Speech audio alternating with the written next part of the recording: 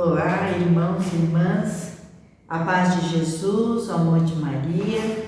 Nós estamos reunidos em nome do Pai, do Filho e do Espírito Santo. Amém. Vamos pedir ao Espírito Santo que venha em nosso auxílio. Também vamos pedir a intercessão da Virgem Maria, nossa mãe, nossa mestra. Oremos. Vinde, Espírito Santo, enchei os corações dos vossos fiéis e acendei neles o fogo do vosso amor. Enviai o vosso Espírito e tudo será criado, e renovareis a face da terra. Oremos.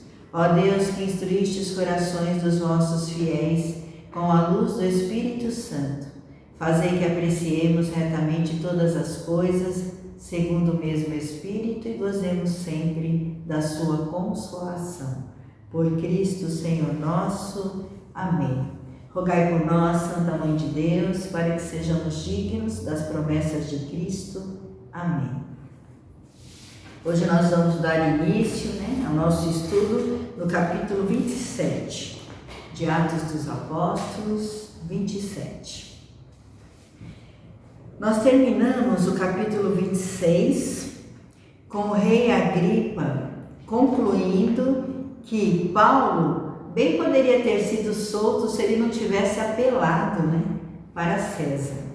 Como ele apelou para César, ele vai ter que ser levado até o tribunal imperial. Paulo é entregue, então, juntamente com outros prisioneiros, a um centurião chamado Júlio, da corte augusta. Esse centurião trata Paulo com muita humanidade, até permite que ele vá até os amigos e receba deles assistência, o que ele precisa. E aí, depois disso, eles partem para a Itália.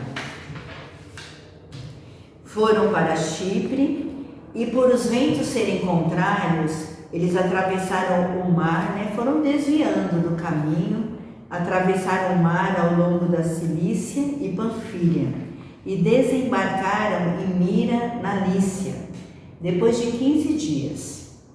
Lá eles foram transferidos para um outro navio, um navio alexandrino que ia para a Itália. Navegaram lentamente por vários dias, porque os ventos continuavam, não eram favoráveis. Depois de muito tempo, eles entraram na estação em que a navegação no Mediterrâneo era possível, mas perigosa. Então aí já ficou tudo mais difícil.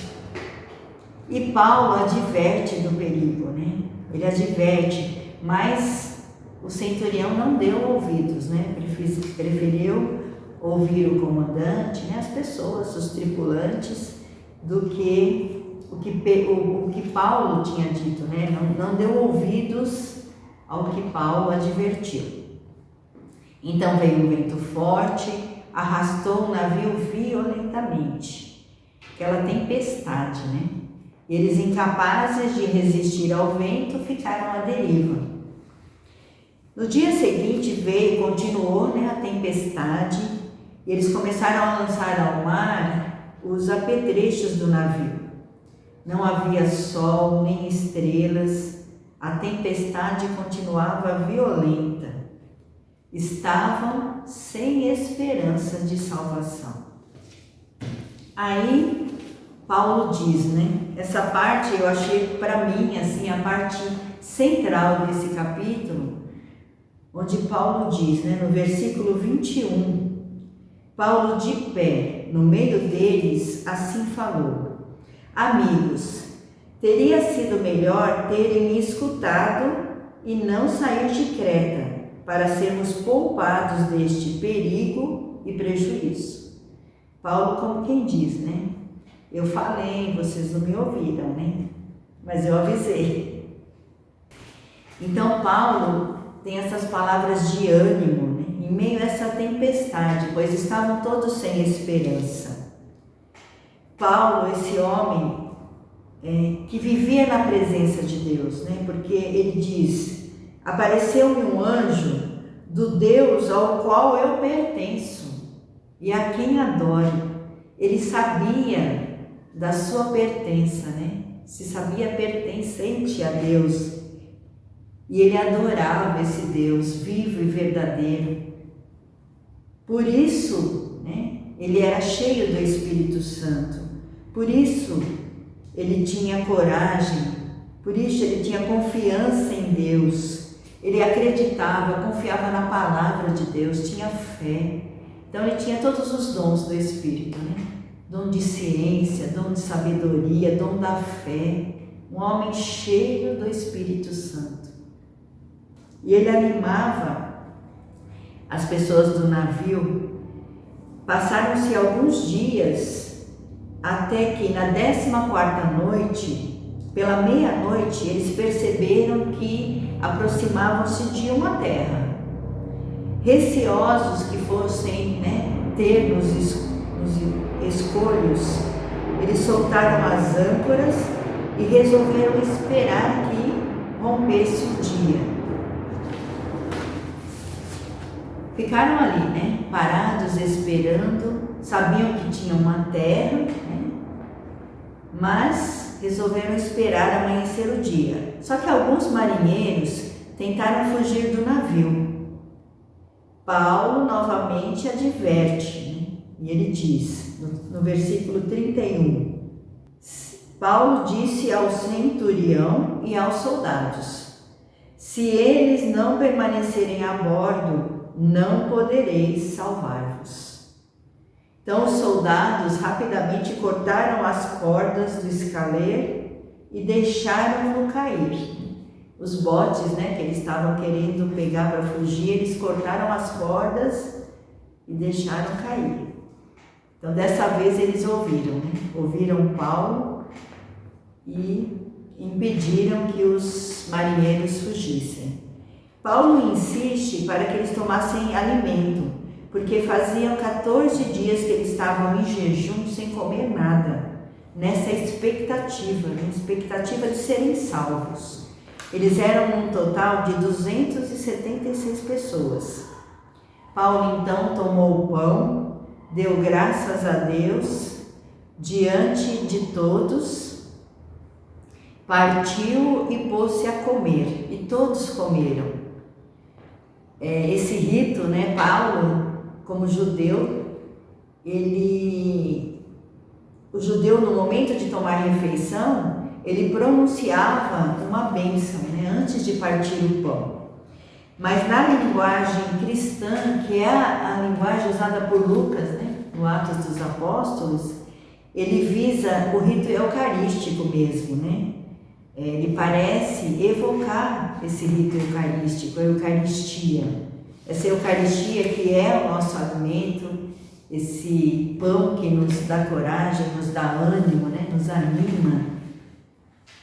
Então eles comem, se sentem melhor, né? Reanimados, e no amanhecer eles divisaram uma enseada com uma praia. Dirigiram o navio para lá, mas o navio bateu num banco de areia e o navio encalhou, acontecendo o que Paulo tinha dito, né? Que as vidas seriam poupadas, né? As vidas deles seriam salvas, seriam poupadas, mas o navio não. Nenhum deles pereceria, mas o navio seria destruído. E os soldados pensaram em matar os prisioneiros para que nenhum deles escapasse. Mas o centurião, querendo preservar Paulo, opôs-se e mandou que os que soubessem nadar saltassem, né, nas águas e fossem para a praia, né? E os que não soubessem se agarrassem nos destroços.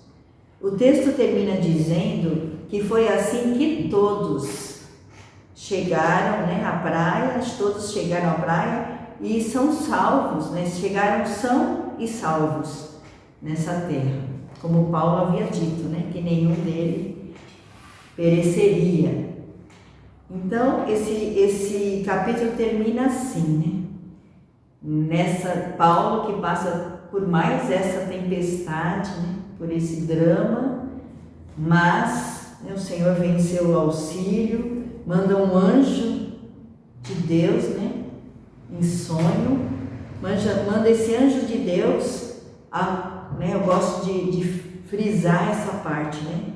Ao qual ele sabia que pertencia e a quem ele adora, né? Esse Deus que ele adora. Então esse Deus veio em socorro de Paulo em sonho e disse, né, que nenhum deles pereceriam, nenhum deles perderiam a vida.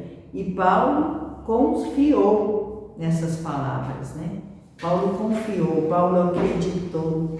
Então, assim, nos remete a essa intimidade que Paulo tinha com Deus, né?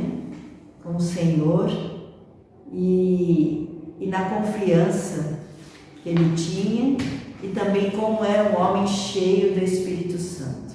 Isso a gente sempre pode tocar, né? Quando a gente acompanha as histórias de Paulo em Atos e nas suas cartas, a gente vê o quanto ele era um homem cheio do Espírito Santo. Nesse pequeno capítulo, né, nós vimos os dons do Espírito Santo agindo em Paulo. Dom da ciência, dom da sabedoria, dom da fé, né? Todos os dons. Eu acredito que, como diz a palavra, não lhe faltava dom nenhum, né? Um homem cheio do Espírito Santo, entusiasmado, mesmo passando essas adversidades, tempestades, era um homem cheio do Espírito Santo e animava os outros, né? Eu vou encerrar esse capítulo, né? Esse é o penúltimo capítulo de Atos. Nós agora iremos para o último, né? Vocês vão acompanhar aí o último capítulo de Atos, capítulo 28. E eu termino dizendo algo que eu ouvi esses dias, que a gente sempre diz que nós precisamos ser canal de graça, né? Canal da graça de Deus, por onde o Espírito Santo passa, né? E esse pregador dizia que nós não podemos ser canais, porque o canal, a água passa e não retém nada, né? A água só passa. E nós precisamos ser reservatórios de água, reservatórios dessa água do Espírito Santo. Aí sim, muito cheios do Espírito cada vez mais, né? Sempre pedindo essa água nova do Espírito Santo, essa água vai transbordar para os demais, mas ela vai continuar também em nós, né? Conosco. Então, Paulo era esse reservatório cheio do Espírito Santo. Muito bom, né? Tocar na história deste homem, desse apóstolo, evangelizador, e aprendermos dele, né? Aprendermos com ele como nós precisamos nos relacionar com Deus e com os irmãos. Então, chegamos ao fim, vamos acompanhar o próximo estudo. Nós estivemos e continuaremos sempre unidos. Em nome do Pai, do Filho e do Espírito Santo. Amém.